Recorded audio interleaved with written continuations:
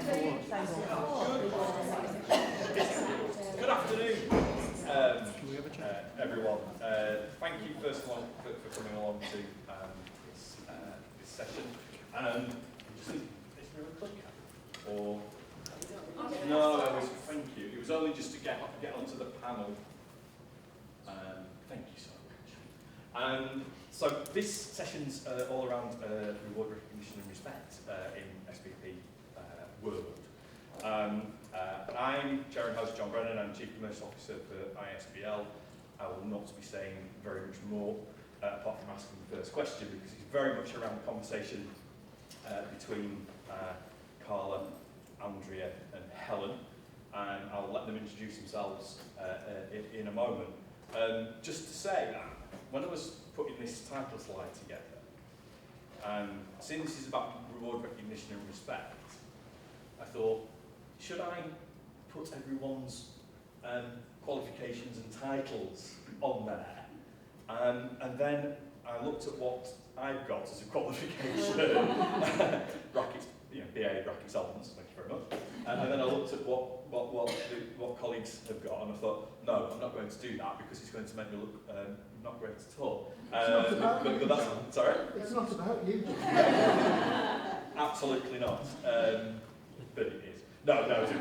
So I'll let colleagues introduce themselves, and then I'll ask the first question, and then we can go from there. Is that okay? So go from my left. I'm Andrea. I am currently a school business leader and all through special school in Plymouth, transitioning to CFO at a multi-academy trust in Cornwall. I started my career in school business professionalism in 2014. I came from industry, came from a very niche background in hotels in the Caribbean, moved back to the UK and didn't know what to do. So I retrained as an accountant. Ended up in school through, well, to this day I'm not entirely sure how I ended up in school. I think that a lot of us feel that way. Said I would stay for a year, and I am now here 11 years later, and my entire career has swiveled to school business leadership and the qualifications in CPD that encompasses. Thank you. Carla. So I'm Carla Bradshaw. I'm currently CFO at a single accountant trust, a secondary single accountant trust. I've been a CFO for, well, I'm a CFOO now. I'm a CFO, I have been for a small primary multi-academy trust of 3 primary schools, and I stepped into the profession as a school business manager for 4 primary schools that were not affiliated in any way, they were just 4 maintained schools, but they were all Catholic in the same geographic area. So we I was hired in to help and support because the local authority had decided to stop providing any services, and I mean with any services, whatsoever. So it had to be organised somehow, and they decided to find somebody to do that together. My previous experience is a degree in hotel management. Funny enough, I didn't know that. So I've worked in the hotel business internationally in various countries, and I transitioned into investment banking. And then I had my children, so I took some time out when I looked at school business profession. I went to the NASBAM, so you want to do a school business manager course a long time ago, and Bethan was there actually on the day, as well as Bill, the predecessor, who started it all up. And I came out of that and saw the advert for the business manager role, and I said, well, maybe. And my husband said, oh, that looks good. And I thought, I think it'll be more hours than they say it is. I had an inkling. My daughter was going to school.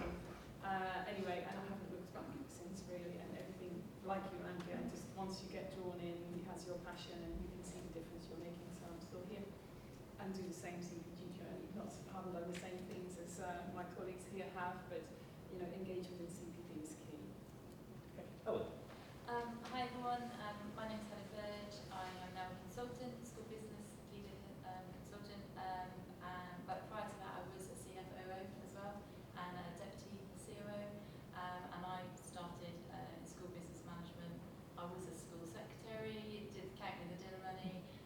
My boys started in my boys' primary school, and I am actually going to tell you, because I've looked at my old CV to give you some idea of how long I've been doing CPD for, the CPD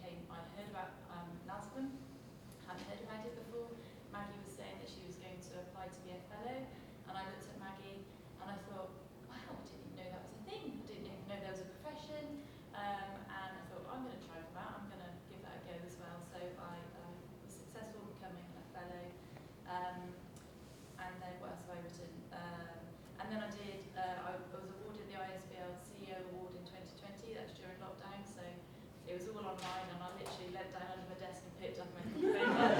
So that was a bit of a shame, but also the way it was. But also in 2020, I finished my level 7 CFOO, where I met Simon, Joe, and Andrea. And it was challenging times, obviously, in 2020. It went from being face-to-face to being online, so we sort of missed out on the opportunity of building those networks.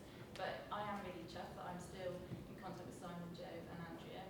I say that about Andrea because Andrea was then going, come on, Helen, if we do another module, we can get our certificate of strategic educational leadership. Oh, right, Andrea. And then, so we did that. And then if we do another 2, we can get the postgraduate certificate. Oh, okay. And then if we do a dissertation, we can get our master's. And I thought, actually, that's quite appealing. My son at the time had converted to a master's course, and I thought, oh, I want to be like him. So Andrea encouraged me, and I did my master's, got that in 2024.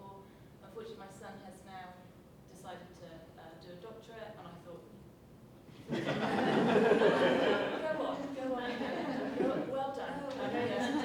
Yeah, exactly. So that was my journey, basically. Thank you so much. So, Carla, we're going to start with you, and when we were having a conversation about this session, it was very much I wanted to talk about celebrating this increased visibility and the value and the impact of school business leadership within the education sector, but also within the country, as you know, within the public realm, if you will. So you're one of the handful of school business leaders to be awarded an MBE. Is there anyone else in the room who's also been awarded an MBE as well? Oh, hello, Steve. How are you? But absolutely. But this was the point around this recognition aspect of what we wanted to talk about today. So, what do you think that recognition says about the value of school business leadership in the education sector? Well, I hope I'm at the vanguard of loads of them, because I know that all of you work, go above and beyond every day. And the fact that you're here and managing to do that is already, a testament to some level of advocacy in your schools to be able to be here on your trusts. But I think, that recognition is highly necessary. It means that within the profession we have in ourselves a better recognition of what it needs to be and what we need to do along our own professional development. Taking in the ISBL standards, and Helen wants to talk about that and those kind of things. So I think it speaks to slowly but surely maturing. It's a tough journey, I realise that, there's a lot to do still, but hopefully that's what it means. It means that we're going to get more of this, lots more, because you all deserve it. And I want to use, if anything, I want to use that MBE on behalf of all of you to kind of advocate for that. And I think that's, as I said, in the session just then, there's no show without Burge.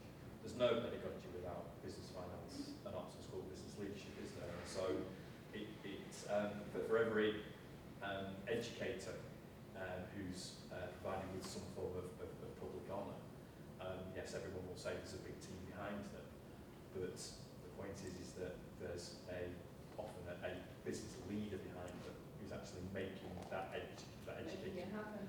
That actually works, doesn't it? Yeah, I Yeah. absolutely agree. I absolutely agree. Good. Yes.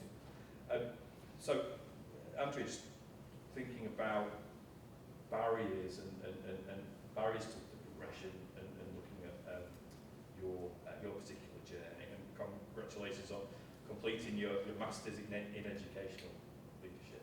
That's superb. And apparently you had an outstanding dissertation mark of 88%. I did, yes. I think I spent more time with my dissertation than I do with my children. That being said, I have podcasts because now I empty my brain. Yeah. Well, and so the research title: Exploration of the Heterogeneity in attitudes towards the role of school business professionals. So actually, fantastic title in as much as the subject matter is examining the profession, not necessarily an aspect of the profession. Yeah, and it was wanted to see, there was a lot of anecdotal evidence, as there is chatting in your networks, that there was a range of attitudes towards our role, and that attitude, primarily from the main stakeholders, defines the culture within the school and how that plays into our role. So where you've got supportive head teachers, supportive CFO, senior leadership team, you have a school business professional that is able to strategically fulfill their roles. Whereas if you have someone that doesn't understand that role, there's a constant, subtle, sometimes not so subtle, undermining of that role. So some statistics here, and this is where it's going to get a little bit interactive because we would like to gauge the situation in this room. So I spoke to practicing school business professionals. I spoke to 1 or 2 CFOs, COOs, but I tried to aim my research at school business leaders, school business managers, to see where that was sitting. Because if you're a CFO, if you're a COO, you already have your seat at the table. That's a given, hopefully. So I asked how many were on senior leadership team, which was the majority, so that's hopeful. But I had 128 respondents to my initial survey, and of the 128 respondents, 95 said that they didn't have a line to pay according to the senior leadership. 42 out of the 128 felt that they received less respect than teaching members of SLT. And one participant actually said, and this was quite key, I don't have another me for HR, another me for IT, or another me for premises. He went on to say, if a teacher was expected to pick up those bits, they would get a TLR. Yeah. He doesn't get anything further. It was encompassed within his job. That was the perception gap. So in terms of that, I would hope, when I ask this question, how many of you sit on senior leadership? So that's not everybody, probably in line with this. Touching now, how many of you paid in line with other senior leaders? That pays out my research. And it does, and interestingly, That's an interesting point because it's dependent on what grade you're on. Because with the pay rises that teachers have received compared to NJC, Absolutely. that's where we've now fallen behind because obviously we're at a certain level where we only get a percentage and therefore ours haven't gone up as much. Where if you look at the teachers' pay rise over the last few years, that's gone up considerably compared to the NJC if you're on a higher scale. But there is mechanisms within lots of schools to address that particular academy. So every year, written into my contract, when I was graded, it was specifically said that I would be paid in line with the assistant head teachers. If they progressed, I would change my grade accordingly. So, and I'm a maintained school. So there is scope to do that in some situations, particularly if you're traded. And just you have a supportive head And you Yeah. have a supportive head teacher. Yes. just to say on that point, so we've got at the conference, not necessarily in this room, unless he is, Freddie. Hello. So we've got Freddie from Schools Week, and fortuitously you are in this session because Freddie and colleagues are looking at pulling together an article in relation to pay parity around school business leaders, school business practitioners, and he's eager for on and off the record research and opinions. So it's great you're in this room. Thank you, Freddie. So please do engage with Freddie because he's absolutely wanting to get this piece out into the world. So thank you. I was just going to say on that in terms of how that works and how that works in schools versus academies, you already said so the academies may be slightly easier, but in maintained schools still, it's about the governors and about the governors taking the pay policy on and making those adjustments in pay policy. So just be aware of the structures, I always think, that sit behind it. You can't rock up to a performance management meeting or make a request out of the blue and expect that all of a sudden then things may happen. It's making sure that you can steer your governors in the right direction of where to look to make that possible. I mean, it's also around local authorities though, because our local authority has suggested that we would have to provide evidence to really completely, look at that pay grading for the post. And you have to look at that and go, well, the contracts are so all-encompassing to go, anything else that is commensurate with the role. And where does that distinction come in? So, well, this is clearly way outside of that. Yes, and it really depends goes on, like there's an example of a pay framework, a local authority stepping outside NJC, making their own pay framework, lot of activity from school business professionals saying actually what you're putting forward nowhere near covers what we do. So we now have a school business manager, B, A and an A+ was invented. Those colleagues of us who work in secondary and maintained are getting paid more because the A+ still is not correct. So it's then finding the governors strong enough to say, yes, we'll accept the local authority pay policy, but we're making one adjustment in that allows for these things to happen. So, you know, your governance plays a big role in this and how they are able to manage that pay structure within the school. And you don't have to ditch all of the pay policy, you just have to make sure that there are elements in there that enable the variation that's required.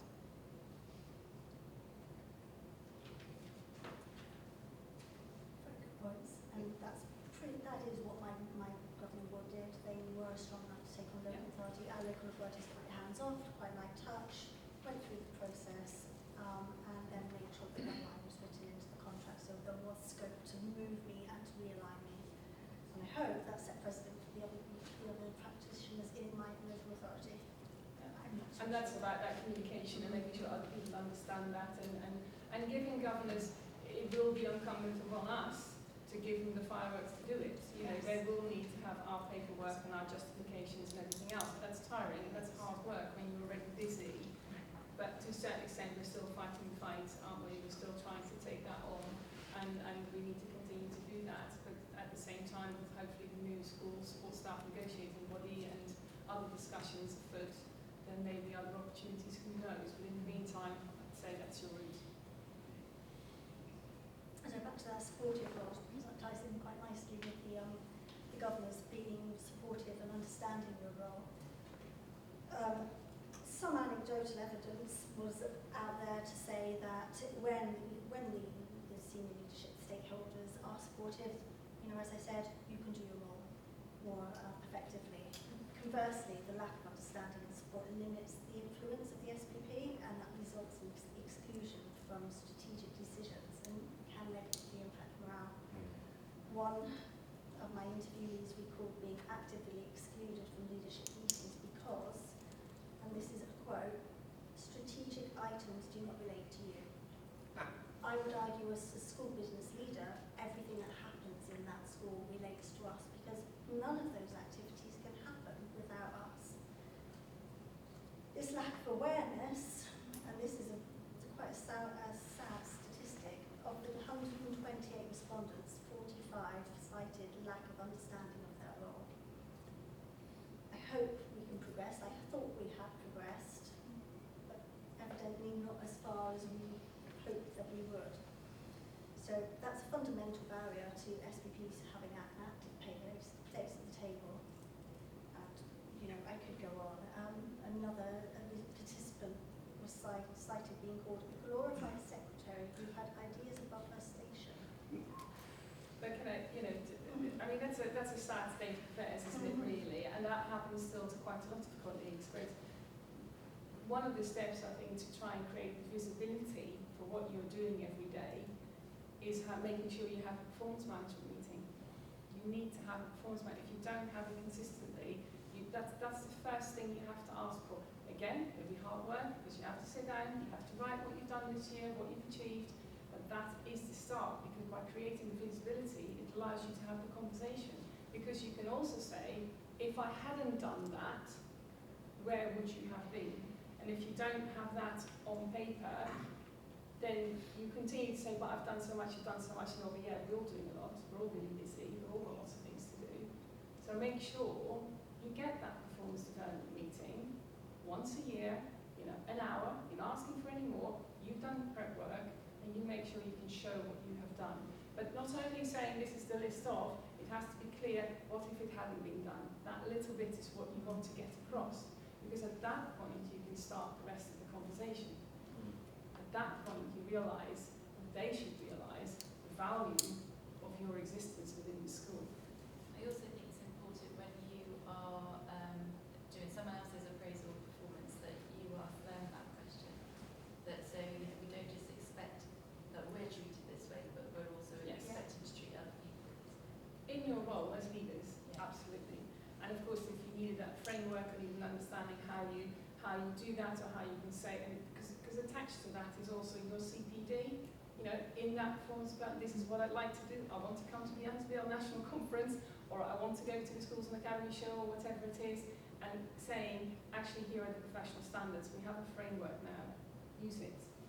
Take it in and saying, this is where I'm at. Actually, I need to know in our school, when I look at it, I think we need a little bit more of, if I knew a bit more about those things, I could be. And as I said jokingly earlier, you've been to health and safety training, so you've had your CPD for the year, it doesn't count. We have to make sure it's more than that. And it does take a lot from ourselves, it does, but it's our own natural inquisitiveness in how can we be better, what can we do. We're in this job because we're passionate about education somewhere along the line, otherwise you wouldn't be here. And with that passion then also comes the responsibility to try and make yourself better, upskill, learn, network, you know, that's the bits that make us more valuable every day. The key things that we can do is to embed the professional standards within our schools. So when we are carrying out performance management for our own teams, hold them towards the professional standards, because they are also school business professionals. So they do apply. And by embedding them that way with your team, they will be embedded into the wider school environment. Yeah. Well, I'm sorry, I was just going to ask, because as a trustee of the Institute, obviously you're super close to and super supportive of you know, the professional standards, but also then tracking that through in relation to your own journey all the way through to your own masters and also your level 7. So I mean, it's a bit of a leading question, but I suppose it's yeah, you can view CPD as really important, but how do we beat pedagogical leaders and colleagues over the head with the professional standards to make them understand that it's a thing, I guess? I think it starts subtly, isn't it? You know, don't take them and say, I've got an hour's meeting with you and we're going to thrash out the ISBL professional standards. I think it's about dropping the language in and maybe having a bit of a plan about the approach. So you might benchmark yourself against the ISBL professional standards, and you might realise that you're performing at a lead level, but you feel that the organisation needs you to be at strategic level. You can use that. I benchmark myself against this. Your manager might say, that's interesting that you've done that. I would say that you're either worth better, whatever. And actually, as a result, I need this CPD, or I would like to move towards this, or I'm being narrowed, I'm being a specialist in an area, and actually I want to be a generalist, or I'm being a generalist and you need me to be a specialist. And I think that you can use the ISBL professional standards in their specialisms to demonstrate whichever way it needs to be for you. But I also think that it's everything doing it in steps. You know, when I was describing my CPD journey, there's no way in 2011, absolutely no way, that I thought I was going to get a master's in strategic education and leadership. How many years is that? 13 years later. There's no way. And most people can't, if they're doing a 5-year plan about what's happening in their career, they're not going to be putting something like that probably within a 5-year plan. So it's doing things in bite-sized chunks and approaches, maybe within a term, maybe within an academic year. Think, okay, what is the one thing that I'm going to do for myself, for my CPD? And health and safety is very important, like Carla was alluding to, but actually, what is the bit that's going to stretch me? Health and safety is almost like a compliance piece of CPD, isn't it? It's ensuring that the school or the trust is compliant with something. You need to do something that's going to stretch you to be a better leader, to be a better version of yourself. So I would do it in chunks. I would definitely surround yourselves with cheerleaders. You know, here's Andrea. I completely mocked her and not Andrea's messaged me about we're going to do another module.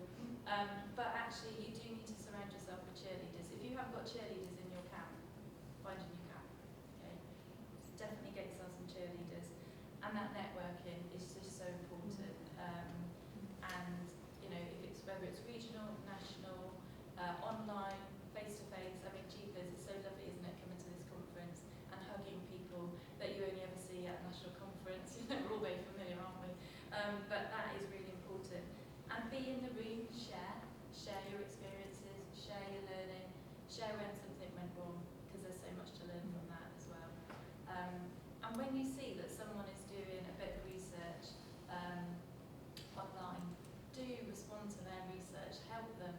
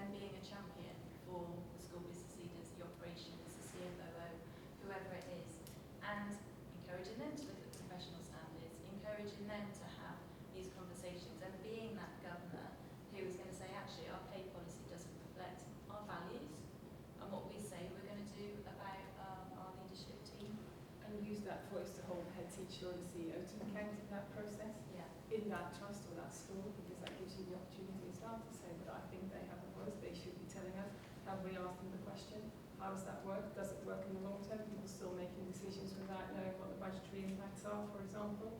You know, all of those things you can help by doing that in another thing. Some of the best CPD I have done in the last couple of years, besides the Masters with Helen, is being a trustee at two multi-family trusts, because that showed people the other side.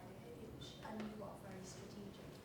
And it gives you an insight into the very strategic workings of different trusts, how different trusts operate, you know, the different styles, the different structures. And it was, I had set my sights probably at the time I started the Masters of being a CFO. Didn't quite know how I was going to get there. Just thought I would at some point, did the Masters. And then thought, whilst I was doing the Masters, well, what can give me the edge? Because there does tend to be a barrier when you're moving from school business management leadership into that high level role. Somebody said to me, but you've not done it before. I said, well, I haven't done it in schools before, but I've had a really high level job in a different industry that was entirely strategic. So I have done that strategic element before, but I found that being a school business manager in a school was a barrier to making that step. And so I thought, be a trustee. That's going to show, you know, give me that strategic level in education. So do that, because it really is great CPD, and it's free. Yeah, I was going to say, and there's no shortage of trustee vacancies Absolutely either. not. They need you, as Yeah. well as, you know, you needing them to put yourself on that strategic level. And I think there are other sort of practical things that you might not see as CPD, but I recognise that there are some SRMAs in the room here, and actually going into another school or trust and just seeing how they operate, there's always something that you learn from that and that you bring back. So it doesn't need to be a qualification, it can be a tiny light bulb moment or that connection with that person that you've made. So there's the SRMA programme, SBL mentor. If you actually, I haven't got anyone within my organisation that understands my role, have a look at the DFE's SBL mentoring programme, and I believe it's a 6-month programme. I say that, I should know. Yes, it is. Thanks. I'm a mentor too, and I go, yeah, not good. Yeah, have a look at that. They might be able to help you, champion you, because sometimes if you haven't got that champion in your network at the minute, you just need someone that can champion you. So have a look at that SBL mentor. And then I would say this all the time, speak at events and write. Yeah, we've all got a voice, and actually when we share it with others, it opens up other conversations and other connections, and I would encourage people. It might not feel like it's CPD, writing an article, but there's a lot of thinking that goes behind it, and it's far easier than writing a 12,000-word dissertation. Just and also at the Institute we do recognise, and so I've been in this post for about 12 months, so we do recognise that we need to provide more opportunity for voice, but also partnering with Helen and colleagues in relation to the school, to the SBL Hub, and making sure that the Institute is very, very close to that and very, very aligned with that, is hopefully that then that supportive side of what the partnership can bring to school business leaders is really evident as well. And talk about writing articles, we've got Helen to write an article about networking and the network, I guess. So it's been great, not sold SBL at all in this session, but that is a really great example of how you can get together and really start to make that movement really work for yourself. It doesn't even have to be formal networks. My strongest network is in my phone, is a WhatsApp group, and I speak to them every day. And we all know strange things happen in school. Whatever happens in my school, and I get moved through special, so strange things happen. They will have an answer. I've had this situation happen, I just don't know what to do. Someone will say, oh no, we've had that happen as well, and this is what we did, and don't do this. But that's fantastic networking. Again, doesn't cost you anything, it's there. Yeah. They're my cheerleading squad, and Helen for my dissertation, but they talk you down, they talk you up. I would never have gone for the job that I'm about to take up if I cheering me on in the background saying, you can do this. And I was saying, I can do this. I'm like, yeah, you can. And that's the recognition part, Yeah. isn't it? It doesn't need to be a formal recognition every year. I mean, that's fantastic. It isn't what it means, but it's recognition amongst your own colleagues, amongst your own network. It's where the strength comes from, I think, Yeah. for the day-to-day stuff. You know, just to make sure you can get past that water spouting 10 foot in the air. So I walked in one day, it was outside, with no water in the school, it was just going like a fountain. It's like, what do we do now? Very old estate, nobody knew where the water was. Luckily somebody came out with a widget and we found it. But I think, yeah, we have obviously the local business managing networks that exist that are on the ISBL website, the DFE website. You know, they're really strong, I think, in most cases, and we're doing a lot of work around that and trying to even strengthen them and strengthen the organisation. Ours, I'm based on the Isle of Wight, it's very loose. It's only very loose because people are stretched, we've got little capacity, we do get together about 4 times a year, but actually the network's on the email, everybody's always there. Have you seen this? I can't find out, I'm closing down, what's happening here, what's happening there? It's constantly on the go, and there's always somebody with an answer, and everybody always, as if we didn't have that, nobody'd be in the job. Because it is a lonely job, we can see that and we can experience that, and that's the pleasure of coming to here for 2 days. I'd also say, and I know this is a little bit of paid CPD, but I think that the symposiums we've started to do this year, I think they're really valuable. I can't travel every time from the Isle of Wight to Manchester or wherever else it is. I just can't afford it, I can't do it. So I've pushed really hard for the content to be videoed, so it can come out and you can buy these online, and then after the event, obviously, if you can travel, absolutely, there's nothing, again, networking and the opportunity to be with colleagues is always better, but if you can't, and the subject expertise that's being offered, if you want certain elements of CPD, like we spoke about earlier, I think that's a fantastic addition to our offering. Yeah. I'm just going to add then, funded CPD, local support offer. Yeah, absolutely. The We had DFE some of that. funds that, so do have a look at that as well. Yeah.